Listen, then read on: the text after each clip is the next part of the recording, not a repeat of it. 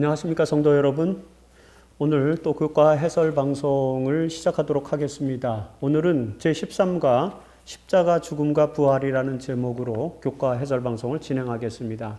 이번 한 기 동안에 저희가 누가복음에 대해서 배웠는데 그 누가복음의 마지막 부분이 바로 십자가와 부활입니다. 예수 그리스도의 생애의 텔로스, 그분의 삶의 궁극적인 목적, 그 텔로스가 바로 십자가의 고난과 희생에 있는 것입니다. 인류의 죄의 문제를 해결하고 구원하기 위해서 모든 구속의 경륜이 십자가에서 완성이 됩니다. 그러면서 그 십자가로 구속의 계획을 완성시킨 예수님께서 부활을 통해서 모든 인류에게 새 생명의 희망을 주시는 그런 내용들이 복음서에 기록이 되어져 있고, 그것이 예수 그리스도의 생애의 마지막 클라이막스이자 텔로스이죠. 그래서 복음서를 공부하는 우리들이 그 복음서 공부의 마지막 부분에 이르러서는 그 궁극적인 목적, 즉 텔로스에 대해서 공부를 하게 됩니다. 바로 예수 그리스도의 십자가 죽음과 부활에 대한 내용을 공부를 하겠죠. 오늘 교과의 총 목표는 이런 것입니다. 기독교 신앙의 핵심인 그리스도의 십자가와 부활의 의미를 이해하자는 것이죠. 그리스도의 십자가와 부활, 기독교에서 지금까지 너무나도 많이 가르쳐져 왔던 기별이기 때문에 우리가 모르는 것이 없습니다. 그래서 한 번 더 그 내용을, 의미를 깊이 있게 반복해 보는 것이 이 교과의 특징이다라고 이렇게 생각하시면 되겠습니다. 예수 그리스도의 십자가와 부활은 이미 예수 그리스도께서 승천하시고 난 이후의 제자들의 메시지의 핵심이었고 첫 번째 기별이었습니다. 사도 바울도 바로 예수 그리스도의 십자가와 부활을 중심으로 해서 그의 복음을 만들어가죠. 그리고 그 이후에 출현한 기독교, 그리스도교는 당연히 그리스도의 십자가와 부활을 중심으로 하고 있습니다. 그래서 최초의 기독교계에서 그리스도교에서 등장한 신경은 사도신경, 이제 로마 신조가 발전해서 사도신경으로 확대되는데, 그 사도신경에서 중심을 이루고 있는 내용 역시 그리스도와 십자가입니다. 나아가서 이것은 기독교 교리의 중심이자 기독교 신학의 중심이 됩니다. 우리가 보통 구원론이라고 말하는 것입니다. 그 구원론을 중심으로 해서 기독교 신학이 완성이 되었습니다. 고대 시대의 고대 세계의 기독교 신학자들은 주로 하나님이 누구인지에 대한, 예수 그리스도가 하나님이신지에 대한 이런 삼위일체를 중심으로 한 신학적 쟁점에 집중을 했습니다. 그리고 예수님의 인성과 신성 문제, 인카네이션에 대한 문제에 집중을 했고요. 중세시대 들어서면서 소위 21세기 안셀무스라든지 아벨라르, 그리고 그 이후에 토마스 아퀴나스 같은 그런 이제 신학자들, 스콜라주의 신학자들이 등장해서 구원론, 구속론, 그리스도의 십자가의 의미가 무엇인가? 왜 예수님께서 십자가에 달려 돌아가실 수밖에 없었는가? 이런 부분들에 대한 구원론에 대해서 집중을 했습니다. 그 구원론을 통해서 인간에게 어떻게 구원이 주어졌는지에 집중한 것이 바로 루터와 칼뱅의 종교개혁 정신이죠. 이렇게 기독교 2000년 역사에서 신학의 중심을 이루는 주제가 바로 십자가와 부활이다 라고 하는 것이죠. 그래서 오늘 이제 누가복음 교과 13기 동안에 주어졌던 그런 교과를 전부 총 마무리하면서 우리는 십자가와 부활이라고 하는 주제를 가지고 마지막 그리스도의 생애를 매듭 짓게 되는 것입니다. 오늘 5개 소재로 우리가 공부할 목표는 이런 것들입니다. 우선 십자가로 가기 전에 겟세마네 동산에서 예수님께서 기도하시는데 그 겟세마네 경험에서 얻을 수 있는 교훈이 무엇인가 살펴보겠고요. 그 다음에 그 겟세마네 이후에 예수를 배신한 가룟 유다, 예수를 팔았던 가룟 유다의 경험, 왜 가룟 유다는 예수를 배신하고 예수 그리스도를 넘겨주었는가, 이런 유대의 지도자들에게 넘겨주었는가 하는 문제 살펴봅니다. 그 다음에 세 번째는 십자가의 예수를 보면서 우리는 어느 편에 서 있어야 되는가. 예수 그리스도의 십자가 사건과 관련해서 여러 등장인물들이 나오는데 우리는 과연 어떤 인물인가, 그리고 우리는 어느 편에 설 것인가, 그런 문제들을 생각해 봅니다. 네 번째에서는 그리스도의 부활의 역사적 사실성, 성경의 기록을 굳이 역사적 사실성으로 규명하는 것, 그것이 썩 바람직한 방법은 아닙니다. 하지만 근대시대 이후에 많은 사람들이 이성적 논리에 입각해서 합리적인 사고로 역사성과 그리고 과학성, 이런 것들을 입증하는 그런 시대 아닙니까? 그래서 그리스도의 부활을 역사적으로 입증할 수 있는 어떤 자료들, 우리는 어떻게 설명할 수 있는지 그런 부분들 살펴보고요. 마지막으로 부활의 의미와 기독교 신앙의 가치가 무엇인지에 대해서 살펴보도록 하겠습니다. 학습의 궁극적 목표는 예수의 십자가 부활에 참여하는 삶을 살자라고 하는 것입니다. 자, 첫 번째 소재는 일요일에 이제 겟세마네의 투쟁, 겟세마네 무시무시한 투쟁이라는 제목으로 주어진 것인데, 겟세마네의 경험에서 얻을 수 있는 교훈이 무엇인가 라고 하는 내용을 살펴보는 것입니다. 여러분 교재를 보시면 잘 아실 수 있습니다. 우선 겟세마네 동산은 어떤 곳인가? 여러분들이 잘 아는 것처럼 겟세마네는 예루살렘 동쪽에 있는 감람산 기슭에 있는 그런 동산입니다. 그 감람산을 넘어가면은 베다니가 있고, 그 베다니를 넘어서 이제 동쪽으로 가면은 여리고가 있습니다. 바로 그 여리고에서 서쪽으로 1시간가량 차량으로 이동을 해서 감람산을 넘으면은 거기가 바로 예루살렘입니다. 따라서 예루살렘, 그 겟세마네는 예루살렘 동쪽에 있는 감람산, 그 감람산의 기슭을 말한다. 이렇게 이해할 수 있습니다. 이곳에서 예수님께서는 이 감람산 기슭인 겟세마네 동산에서 예수님께서 주로 기도를 하셨다는 것입니다. 그래서 누가는 습관적으로 늘 하시던 대로 겟세마네로 가서 기도하셨다는 그런 내용을 우리에게 알려주는 것이죠. 예수 그리스도께서 마가의 다락방에서 마지막 주의 만찬을 나누시고 고난을 예언하시고, 그리고 이제 마지막 그가 십자가에 가기 직전에 하나님과 마지막 투쟁과 씨름을 하기 위해서 그가 찾았던 곳은 날마다 예루살렘에 올 때마다 늘 기도했던 기도처, 겟세마네죠. 바로 그곳으로 가신 것입니다. 익숙한 곳으로 가신 것입니다. 겟세마네라고 하는 말의 의미가 기름 짜는 기구라고 합니다. 그래서 이게 어떤 중의적 의미가 있습니다. 중첩되는 의미죠. 이곳에서 예수님께서 때로는 밤이 맞도록 기도도 하셨을 것 같고요. 그리고 그가 하나님께로부터 원하는 내용들을 얻기 위해서 아주 기름을 짜듯이 열정적으로 기도하셨던 그런 곳인데, 그 특별히 마지막 기도를 겟세마네에서 보내시는 것입니다.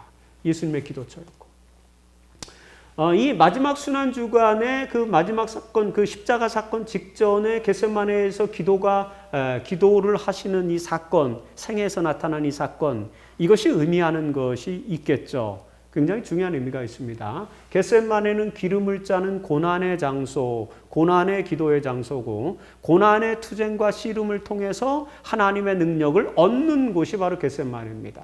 그래서 예수님께서는 그의 인생의 마지막 사업, 그러니까 이 구속 사업의 궁극적인 목적을 완성시키기 위해서 한 가지 남겨둔 과업이 바로 십자가의 희생 아닙니까? 그 십자가의 희생을 앞에 두고 고난의 잔을 마시기 위한 마지막 투쟁을 하신 것입니다. 그것이 기도죠. 우리가 신앙의 마지막 투쟁은 무엇으로 이루어집니까? 기도로 이루어진다는 것을 이해할 수 있는 그런 부분입니다. 이 겟세마네 동산에서 예수님이 기도하시는 내용들을 우리가 보죠. 마태나 마가는 예수님께서 3번 기도하십니다. 기도하시고 내려와서 제자들을 깨우시고, 또다시 가서서 기도하시고 제자를 깨우시고, 이렇게 3번 하는 것으로 기록되지만 누가는 복음서를 단순화시키는 걸 잘한다고 제가 말씀드렸습니다. 겟세마네 사건도 누가는 단순화시켜서 한 번에 그 내용을 끝내십니다. 하지만 굉장히 강렬한 인상을 주게 이렇게 만드는데, 왜 그러냐면은 여기 보시면 알겠지만 누가복음에서만 유일하게 누가가 예수님께서 겟세마네의 경험, 겟세마네 기도를 하실 때에 땀이 땅에 떨어지는 핏방울 같이 되었더라. 그 땀방울에 핏방울이 섞여 나왔던 것을 누가는 기록하는 것입니다. 그만큼 겟세마네의 경험은 고난의 잔을 마시기 위한 마지막 투쟁이었으며 예수의 인간적 고뇌와 그리고 신앙을 보여주는 거죠. 왜요? 인간적 고뇌는 뭐로 나타납니까? 이 잔을 내게서 지나가게 하옵소서라고 기도합니다. 할 수만 있으면 십자가의 희생을 당하지 않았으면 좋겠다라는 그런 인간적인 고뇌를 표현합니다. 그러면서도 신앙의 모습을 보여주죠. 그러나 나의 원대로 마옵시고 아버지의 원대로 되기를 원하나이다. 하나님의 뜻을 따르겠다고 말씀하시는 내용 속에서 그 인간적인 고뇌와 신앙의 모습을 보여주는 것입니다. 이렇게 고난의 기도를 드리고 있는 때에 예수님의 제자들은 이제 이 밤이 맞도록 아주 늦게까지 늦은 시간까지 기도를 했기 때문에 제자들은 피곤했던 것 같아요. 하지만 누가는 참 인간적인 기록을 쓰고 있습니다. 마태나 마가가 기록하지 않은 내용을 어떻게 했냐면 이렇게 슬픔으로 인하여 제자들은 예수님께서 고뇌에 찬 기도를 드리시는 모습을 보면서 슬픈 마음을 가지고 잠들었다. 이렇게 또 기록해요. 슬픔으로 인하여 잠들었다. 역설이죠. 슬픔으로 인하여 잠들었다. 어쨌든 이 두 가지의 표현에서 우리는 제자들의 인간적인 연약성을 보게 됩니다. 그들은 슬퍼했어요. 그러면서도 그들은 잠이 들었습니다. 얼마나 피곤했으면 잠이 들었겠습니까? 예수님께서 어찌하여 자느냐 시험에 들지 않게 일어나라 말씀하셨습니다. 한편으로는 예수님께서 제자들이 그의 기도에 동참해 주기를 원하는 마음도 있었을 것이고 사실 다른 한편으로는 이 말은 제자들이 이제 예수님의 십자가 고난으로 인해서 시험에 들 수밖에 없다는 사실을 알았기 때문에 제자들을 사랑하는 마음으로 제자들을 위하여 시험에 들지 않게 일어나 기도하라. 깨어서 기도하라는 말씀을 주신 것입니다. 앞으로 제자들은 정말 많은 시험을 경험할 수밖에 없었습니다. 하지만 이 예수 그리스도께서 힘을 주시는 말씀에 힘입어서 깨어서 기도하는 그런 신앙을 보여주었기 때문에 결과적으로 그리스도교가 승리하는, 제자들이 승리하는 그런 모습을 보여주는데 바로 이 겟세마네 동산에서 예수님께서 제자들을 대하시는 그런 모습 속에서 우리는 이런 교훈들을 발견할 수 있다는 것입니다. 화이트는 이렇게 기록했어요. 세상의 모든 짐을 지면서 당하신 그리스도의 겟세마네 동산에서의 고통을 누가 다 측량할 수 있겠는가? 측량할 수 없다는 거죠. 그분께서 느끼신 죄의 아픔이 너무 강렬했기 때문에 그분의 손에 들린 잔이 흔들렸다. 이 잔을 내게서 지나가게 하옵소서라고 말씀하시는 거다. 하지만 그 고난의 시간 속에서도 예수님은 결국에는 승리하셨습니다. 기름 짜는 도구인 겟세마네. 인간의 모든 영혼까지 쥐어틀어서 짜내는 그런 고통의 경험을 할 수밖에 없는 겟세마네.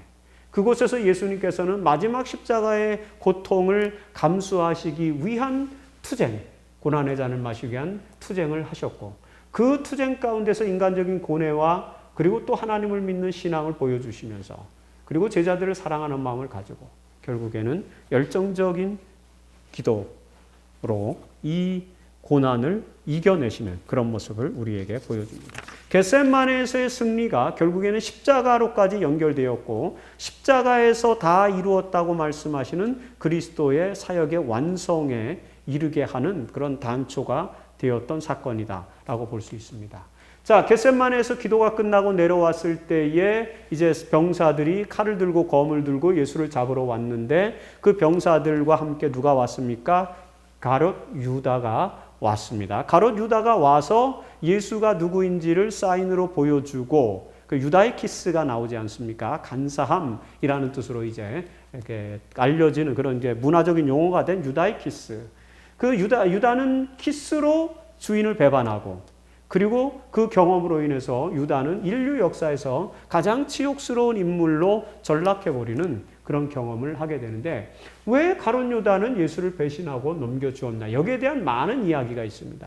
사실 이 이야기의 정점을 이루는 내용은 그 영지주의자들이 만들어낸 여러 외경 문서들 가운데 유다복음서라는 게 있습니다. 유다복음서 1945년에 이집트의 콥틱 교회 문화가 발전했던 이집트의 나그 함마디라고 하는 곳에서 대규모 영지주의 문서들이 발견됐는데 거기서 굉장히 많은 복음서들이 나왔습니다. 예를 들자면 도마복음, 그 다음에 마리아복음, 베드로복음, 그 중에 유다복음이라는 것도 있습니다. 그 유다복음서에 보면은 영지주의자들은 가룟 유다는 예수님의 가장 핵심적인 그 제자였고 예수 그리스도의 십자가 사역을 완성시켰던 공동 그 사역자였다. 그래서 예수 그리스도가 십자가에 달려 돌아가시도록 하기 위해서 작전을 짜고 예수를 팔아넘겼던 사람. 그래서 실제로 유다는 저주받은 인물이 아니라 예수님의 가장 사랑하는 애제자였고 측근이었다라는 형태로 기록되어진 것이 바로 유다복음서입니다. 유다복음서의 변명은 그런 것입니다.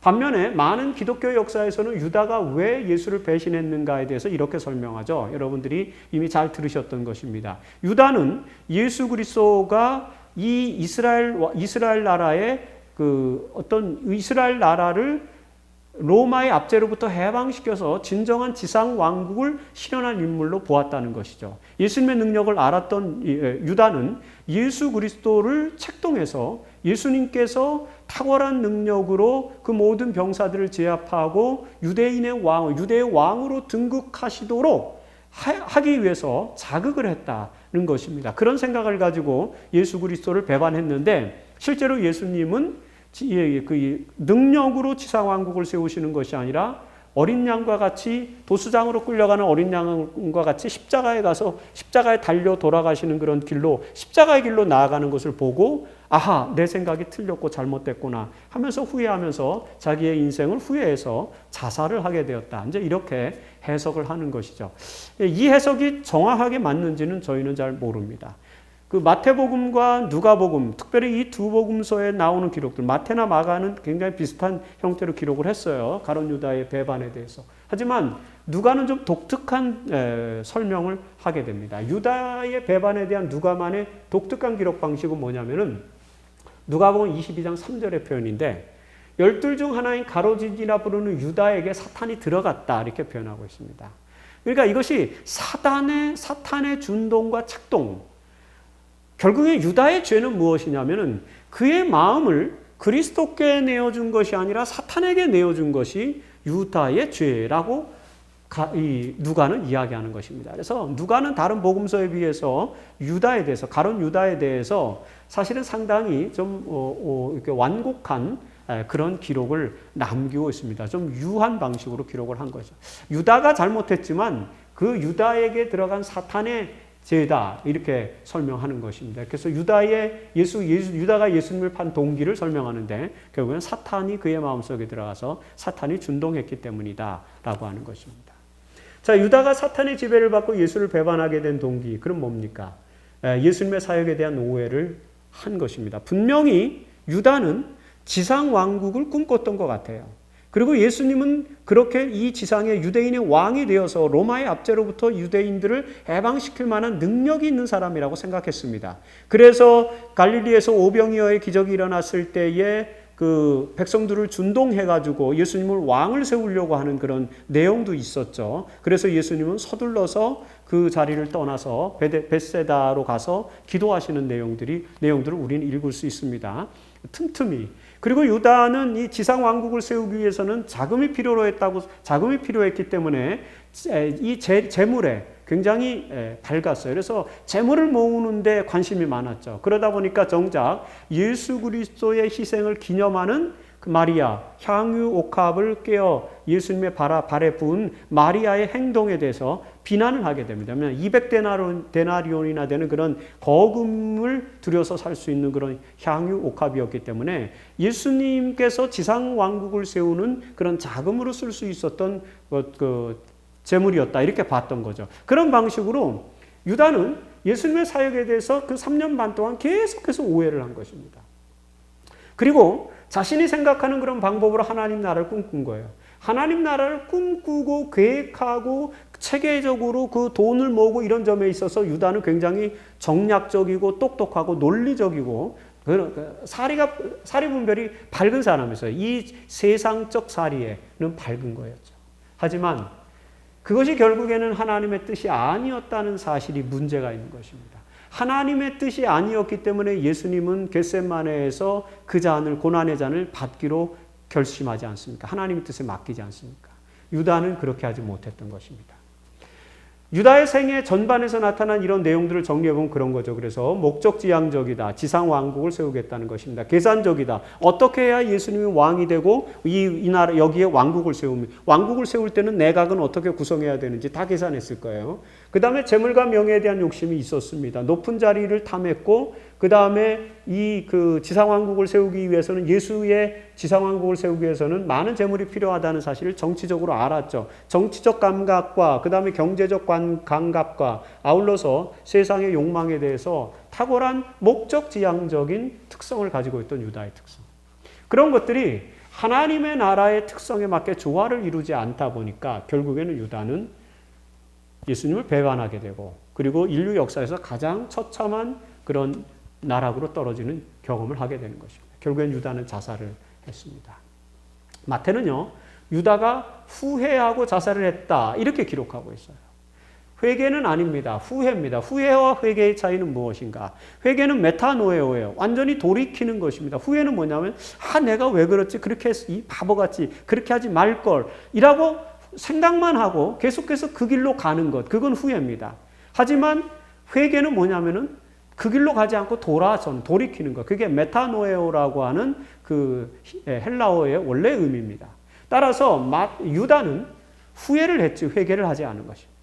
그래서 유다의 자살은 자살 그 자체로서의 죄라기보다는 회개하지 않은 죄로 인해서 영벌을 받을 수밖에 없는 거였다라는 것을 생각해 볼 수 있습니다. 증언보감 2권 15페이지에서 화이퍼는 이렇게 말합니다. 누구든지 일단 자기 자신을 대기만자의 세력에 굴복시키면 그 자신이 어느 정도 죄악 가운데 깊이 빠질 것인지 예측할 수 없다. 사탄이 가룟 유다의 마음에 들어가게 되자 그는 그의 주님을 배반하도록 유도되었다. 결국에는 사탄에게 마음을 내준 것, 그것이 유다의 죄였다라고 볼 수 있는 것입니다. 가룟 유다의 자살을 어떻게 받아들여야 하는지에 대해서 또 좀 더 생각하고 논의를 할 필요가 있을 것 같습니다. 자, 세 번째 꼭지에서는 십자가의 예수를 보면서 우리는 어느 편에 설 것인가? 지금 이제 여기 겟세마네에서 병사들에게 잡혀서 검과 몽둥이를 들고 예수님을 잡았죠. 그리고는 이제 그들이 그를 끌고 가야바에게 데려가고 그 다음에 또 빌라도에게도 데려가고 헤롯에게도 데려가고 또 빌라도에게 가는 이런 과정 속에서 우리는 수많은 사람들이 예수님의 고난의 현장을 목격하는데 결국엔 갈바리까지 골고다까지 가는 길 속에서 많은 사람들이 예수님의 모습을 목격하는데 그 사람들이 우리 군중, 나도 그 군중 중에 하나라고 생각했을 때 나는 어떤 선택을 할 것인가에 대해서 저자가 내용을 정리를 하고 있습니다.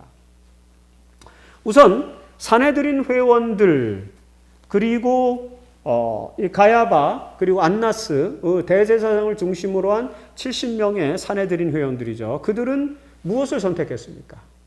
사내들인 회원들은 유다와 공모를 해서 예수를 잡아서 로마의 총독에게로 끌고 가기로 계획을 하고 검과 몽둥이를 든 병사들을 이제 유다를 시켜서 겟세마네로 데려가서 예수님을 체포합니다. 그들은 검과 몽둥이를 들고 예수를 잡도록 명령했어요.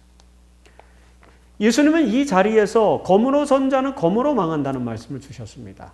사실 화가 난 베드로가 칼을 병사 중 하나의 칼을 뽑아서 말고의 귀를 쳐서 제사장의 종의 귀를 쳐서 귀를 잘라 버렸는데 그 모습을 보면서도 예수님께서 귀를 다시 치료해 주시면서 검으로 선 자는 검으로 망한다 말씀하셨습니다.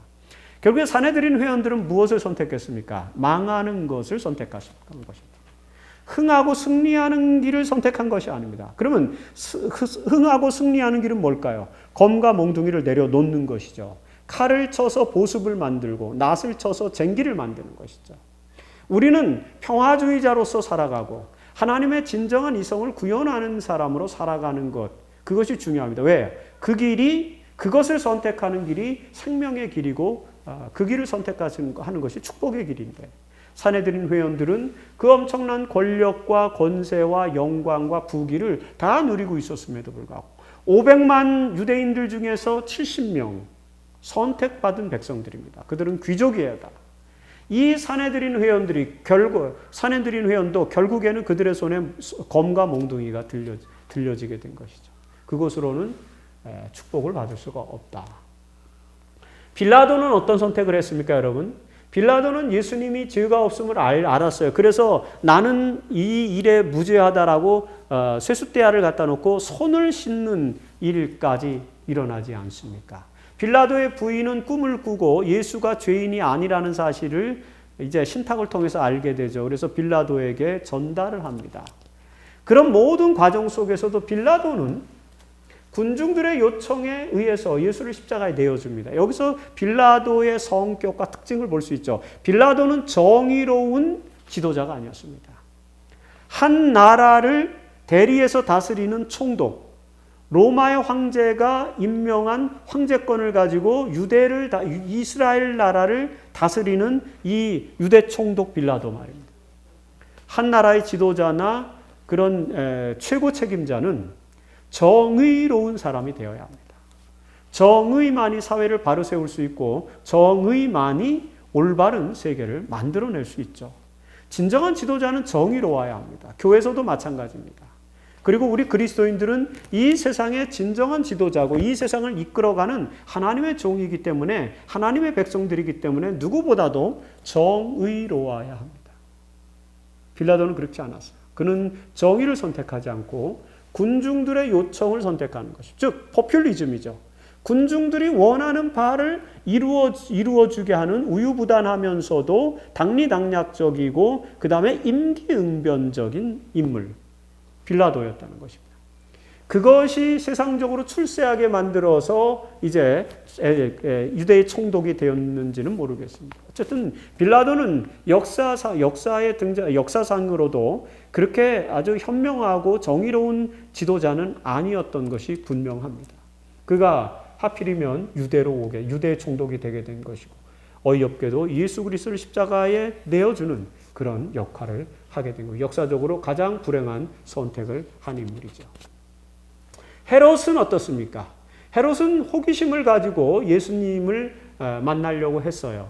하지만 예수님께서 그의 기대에 부응해주지 못하는 모습을 보이자 예수를 희롱하고 빌라도에게 다시 보냅니다. 볼 것 없다 이거죠.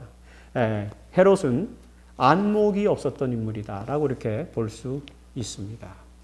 자, 두 강도가 또 예수님을 십자가상에서 만났는데 그 중에 여러분 우리가 이제 잘 아시는 오른편 강도죠. 왼편 강도는 예수님을 저주했어요. 그는 예수님의 참 가치를 이해하지 못했습니다. 하지만 오른편 강도는 어쩐 일인지 예수 그리스도의 참 모습을 깨닫게 되었어요. 그래서 예수를 영접하고 예수님으로부터 구원을 약속을 받습니다. 이 많은 사람들, 사내들인 회원, 빌라도, 헤롯은 유대의 지도자들이고 명예를 얻은 사람들이고 아주 부유한 사람이었고 모든 것을 다 가진 사람들이었어요. 하지만 그들은 예수님을 선택하지 않았습니다. 가장 불쌍한 살인자, 그래서 십자가형을 받을 수밖에 없는 가장 밑바닥 인생을 살았던 오른편에 있던 한 강도, 오른편 강도. 그 사람만 예수를 영접하고 구원을 받았다. 우리는 무엇을 선택해야 되는가? 라는 것을 생각해 보게 주는 그런 내용이죠. 교회증언 3권 327페이지입니다.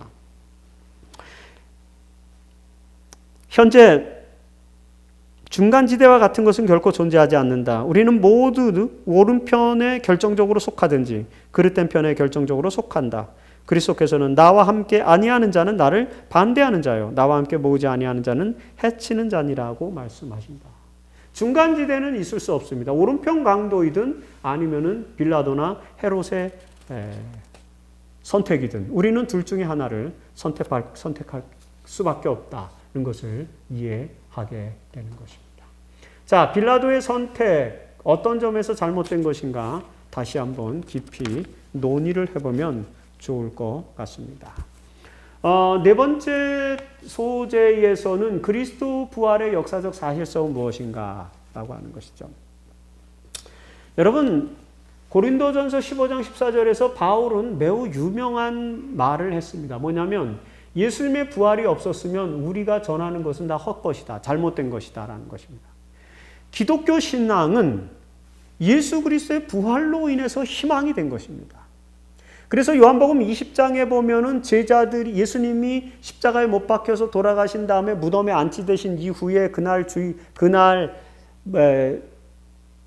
안식일이 지나고 주일까지 숨어서 문을 닫고 마가의 다락방에 숨어서 문을 닫고 일체 그들이 밖으로 나오지 못했습니다. 두려움에 떨었던 거죠. 왜냐하면 유대인들이 차제에 예수님을 십자가 못 박았으니까 이제는 제자들까지 처형시킬 것이라는 그런 두려움을 갖게 된 것입니다. 사실 가장 두려움은 뭐냐면 그동안에 믿고 의지했던 주인이 돌아가셨다는 것입니다. 그것보다 더 허탄하고 두려운 일은 없었을 것입니다. 그래서 제자들은 두려워했어요. 몹시 두려워서 떨고 문을 닫아 걸어 잠그고 숨어서 지냈죠. 그것이 제자들의 요한복음 20장에서 나오는 제자들의 모습입니다. 그런데 사도행전에 들어서서는 전혀 다른 모습이 등장해요. 갑자기 제자들이 예루살렘 광장에서 예루살렘 성전문 어귀에서 지나가는 사람들에게 그리스도의 십자가의 복음을 전파합니다.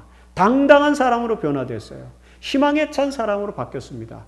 절망 속에 빠졌던 제자들이 희망의 제자들이 됐어요. 무엇이 그것을 가능하게 만들었습니까? 바로 부활인 것입니다.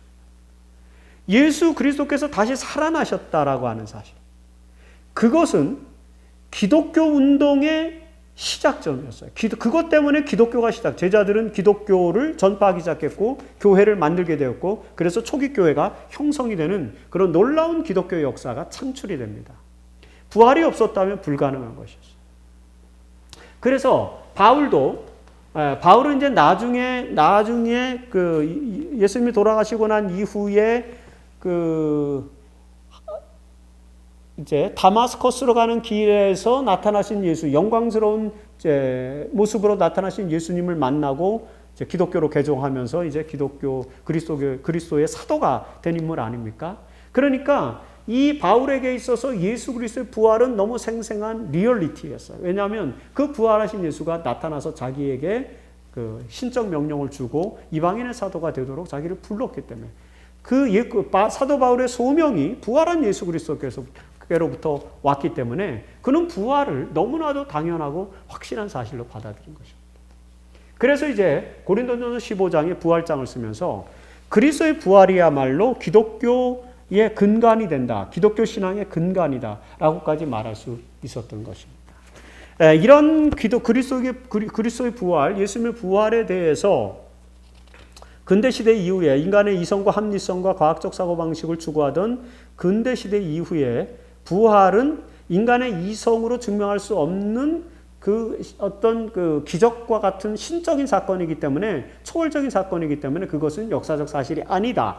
라는 그런 이제 의식이 팽배하면서 그리스도의 부활의 역사적 사실성을 부인하는 그런 역사가 많이 나타났습니다. 그래서 20세기 아주 유명한 학자들이 어떤 학자들이 그리스도의 부활의 역사적 사실성을 입증하는 그런 연구들을 했습니다. 많은 사람들이 있지만 그리고 대중적인 서적을 쓴 그런 사람들도 있지만 사실은 이 그리스도의 부활의 역사적 사실성, 역사성을 가장 신학적으로 희망의 신학으로 입증한 인물은 누구냐면 판넨베르크라고 하는 그 독일의 신학자입니다. 그 판넨베르크에 의해서 프랭크 모리슨이 여러분 누가 돌을 굴렸을까라는 이런 이제 대중서적들도 있지만 그런 거는 굉장히 대중적인 거고 신학적으로 가장 이 그리스도의 부활의 역사성을 입증한 가장 유명한 저술 논문은 바로 판넨베르크의 것입니다. 그 판넨베르크의 이론을 정리하면은 예수 그리스도의 부활의 역사적 사실성은 크게 네 가지로 정리를 할 수가 있습니다. 물론 더 있지만 큰 틀에서 정리를 하면 네 가지입니다. 첫 번째, 성경에서 무수히 많이 예수의 부활을 증거하고 있다는 것입니다.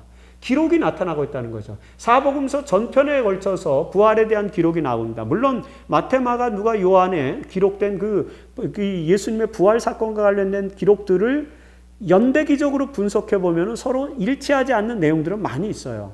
하지만 그것은 저자들의 의도에 따른 것이기 때문에 중요하지 않습니다. 중요한 건 뭐냐면 네 복음서 기자 모두가 예수님 그리스도의 부활을 굉장히 중요한 포션에서 내다 놓고 중요하게 다뤘다는 것이죠. 그리고 사도행전 초기에도 예수님의 부활이 8차례 언급될 만큼 예수님의 부활은 초기 기독교 역사에서 너무나도 확실한 것이었고 그것이 정경에 포함된 이 복음 가운데 성경에 기록되었다고 하는 것. 그것이 이제 역사적 사실성을 입증하는 첫 번째 증거입니다. 그리고 두 번째는 기록되었을 뿐만 아니라 이 이야기는 제자들에 의해서 또 제자들에게, 그 제자들이 또 다른 후예들에게 지속적으로 구전으로 전달되었다는 것입니다. 고린도전서 15장 3절에 보면은 거기 뭐 이제 제자들에게 나타나고 12제자에게 게바에게도 나타나고 그다음에 500의 형제에게도 나타나고 야고보에게도 나타나고 그다음에 자기에게도 나타났다. 이렇게 바울이 이런 기록들을 남기면서 이 기록을 부활의 부활장을 기록하면서 뭐라고 기록하냐면 고린도전서 15장 3절에서 내가 받은 것, 구전으로 전해 들은 것을 너희에게 먼저 전하였노니 이미 너희에게 고린도 교회에게 이미 얘기했지 않았느냐? 그게 뭐냐? 부활에 대한 이야기. 예수님이 부활하셨다는 것을 제자들로부터 구전으로 전달받았어요. 그리고 전달받은 내용을 고린도 교인들에게 또 전해주는 것입니다. 이렇게 구전으로 그리스도의 부활 사건이 계속해서 전승되었기 때문에 제자들의 이야기는 역사적으로 사실이라고 그렇게 볼 수 있습니다. 그 다음에 세 번째는 이렇게 성경과 구전을 통해서 전승된 부활의 이야기들이 그 이후에 초기 기독교 지도자들, 클레멘트는 이제 요한과 거의 동시대, 이그나티우스, 클레멘스, 사도 요한은 이제 물론 어린 나이지만 사도 요한은 나이가 많았지만 사도 요한이 살아계실 때 이그나티우스나 클레멘트는 살아 있었어요. 그러니까 그 사람들에게 전달된 사도 요한이 클레멘트나 이레네우스에게 그다음 그들이 이레네우스에게 그다음에 폴리캅에게 그리고 이그나티우스, 테르툴리아누스, 오리게네스 이런 초기 교회 지도자들에게 전달된 것입니다. 폴리카파가 이그나티우스는 좀 시기가 좀 바뀔 수 있습니다. 클레멘트, 이그나티우스, 그 다음에 폴리카, 테르툴리아누스 이렇게 가시죠. 여기서 폴리카 뭐 이렇게 써도 됩니다. 폴리캅은 사도 요한의 가장 측근 직접 제자죠. 그래서 사도 요한의 계보가 폴리캅으로 전해지고 폴리캅의 계보가 이레네우스로 전해집니다. 이것이 이제 초기 기독교 역사의 계보이기 때문에 클레멘트, 폴리캅, 이그나티우스는 사도 요한이 살아있을 때 그 젊은이들이었죠. 그러니까 이 세 사람에게 전승되고 그 다음에 그 이야기는 폴리캅은 이레네우스에게 그 다음에 또 테르툴리아누스, 오리게누스 이렇게 점차적으로 전달되었다. 이런 그래서 이 사람들이 이 고대 신학자들이 그 문서에 예수 그리스도의 부활에 대해서 자세하게 기록하고 있습니다. 그것이 세 번째 증거고 그리고 마지막 네 번째 증거는 무덤이 비어 있었다는 거죠. 중요한 것은 뭐냐면은 그 무덤이 비었다는 사실을 첫 번째 리포트하는 게 여자예요. 유대인들에게서는 여자는 증인 자격이 없습니다. 그래서 만일에 복음서를 꾸며 쓰려면 여자가 아니라 남자가 증거를 해야만 그게 증거로서 채택될 수 있습니다. 고대 사회에서는, 유대 사회에서는. 그럼에도 불구하고 여자가 첫 번째 리포트, 보고를 했다는 사실을 기록했다는 것은 꾸며낸 이야기가 아니라는 거죠. 꾸미려면 제대로 꾸미죠. 그 다음에 또 한 가지. 유대인들은 제자들이 예수의 시체를 훔쳐갔다고 거짓말을 하도록 시켰어요. 마태복음에 나오는 이야기죠. 그냥 안 믿으면 될 텐데 왜 굳이 이런 거짓말을 만들었겠느냐는 거예요. 그것은 분명히 이 무덤이 비어 있었다는 사실을 우리에게 입증해 주는 그런 내용들입니다.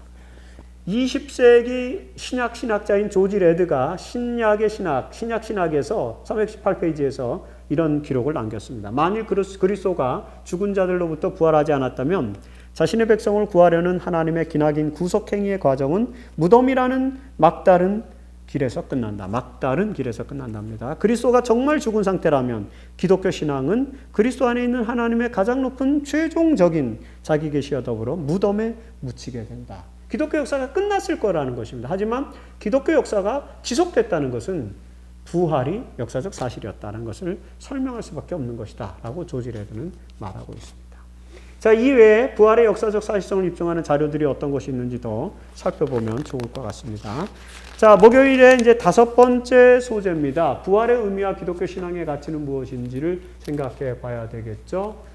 이 사건은 누가복음 24장에 예수님이 부활하시고 난 이후에 제일 먼저 이제 마리아에게 나타나셨겠죠. 그리고 베드로에게도 나타나셨는데 특별히 엠마오로 가는 두 제자들에게 나타나셨어요. 엠마오의 제자들은 예루살렘에서 예수님이 십자가형을 당하시는 것을 보고 실망의 마음을 가지고 그 다음에 이제 자기의 고향 엠마오로 돌아오는 그런 상황이었죠. 글로바와 또 한 사람으로 이렇게 누가복음에는 나오는데, 이 엠마오의 두 제자들에게 예수님께서 나타나셔서 무슨 말씀을 하셨습니까?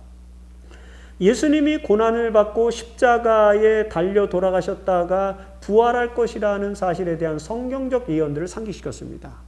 예수님의 죽음으로 실망한 제자들에게 예수님의 죽음, 십자가는 예견된 것이고 그것이 메시아의 길이라는 사실을 알려준 것입니다. 구약 성경에서 이런 메시아의 고난의 예언이 계속해서 나타나고 있습니다.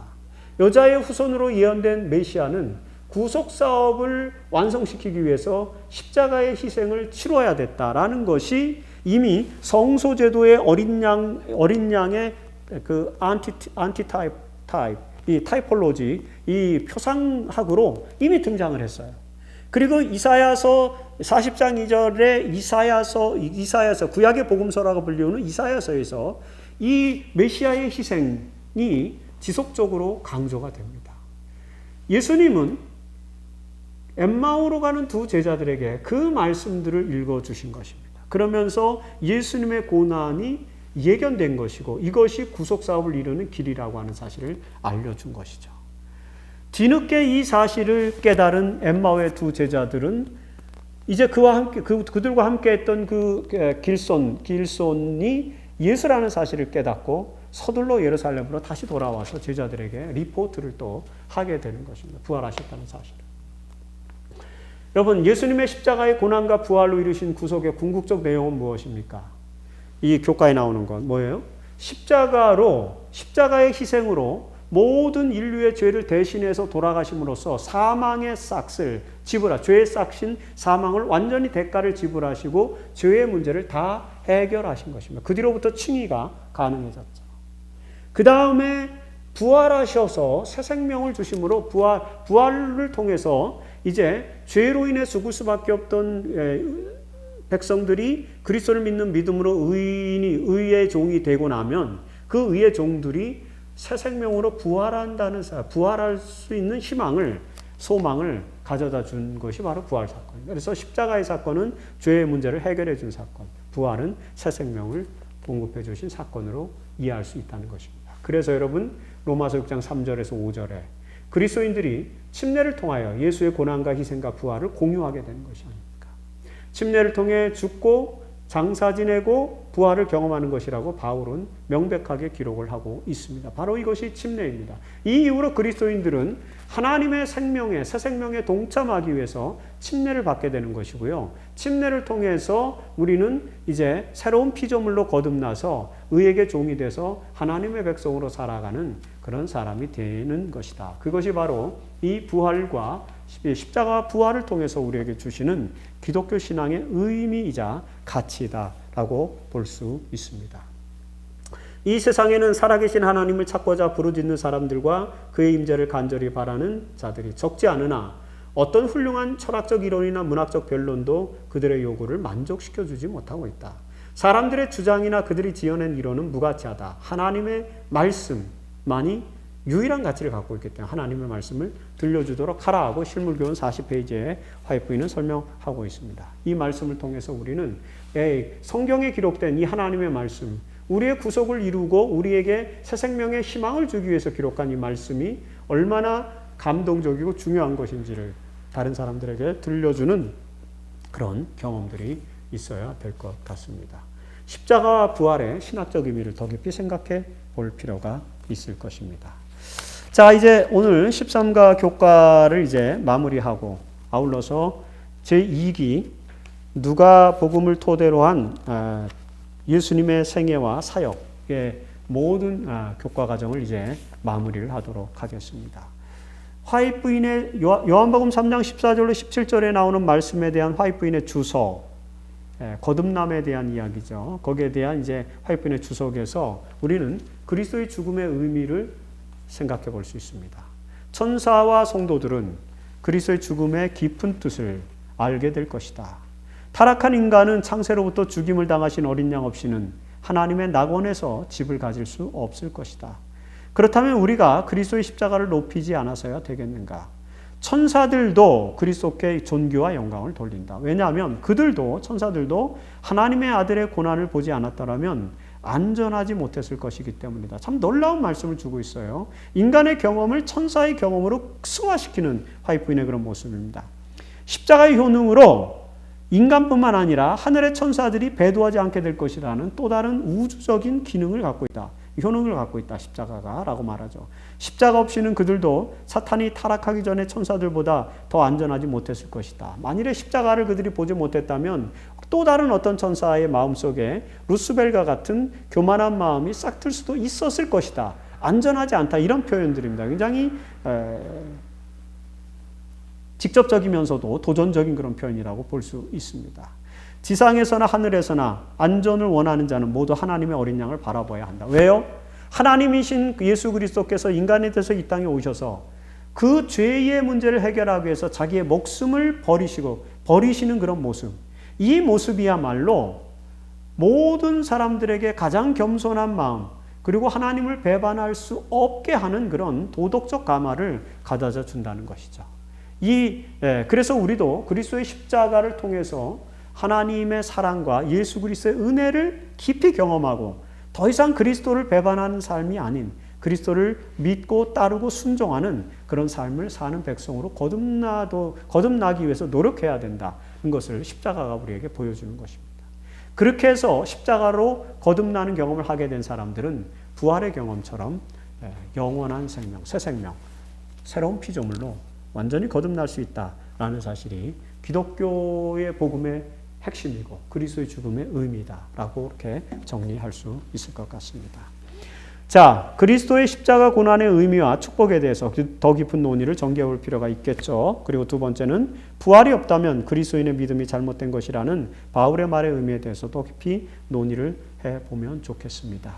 이제 이렇게 해서 저희가 누가복음을 가지고 한 기 동안 13번에 걸쳐서 강의를 이제 해설 방송을 마치게 되었습니다. 그리고 여러분들은 매주마다 이 과정을 공부하면서 복음서에 대해서 더 깊은 이해를 갖고 그리고 복음서에서 특히 누가가 어떤 의도와 목적을 가지고 예수님의 생애를 기록했는지에 대해서 더 자세한 이해를 가졌을 걸로 생각을 합니다. 이것이 지식적인 이해에 그치지 않게 되길 바랍니다. 여러분들의 가슴과 그리고 여러분들의 영성에 이 말씀이 더 깊이 뿌리를 내려서 우리들의 신앙이 발전하고 우리들의 믿음이 성장하고 그리스도의 나라를 촉진시키고 예수 그리스도의 참된 제자와 종으로서 거듭나는 그런 경험이 이루어질 수 있도록 더 깊이 묵상하고 기도하고 말씀을 되새기는 그런 우리 모든 성도들이 되기를 바라면서 13과 해설방송 그리고 2기 교과 해설방송 전체를 마치도록 하겠습니다.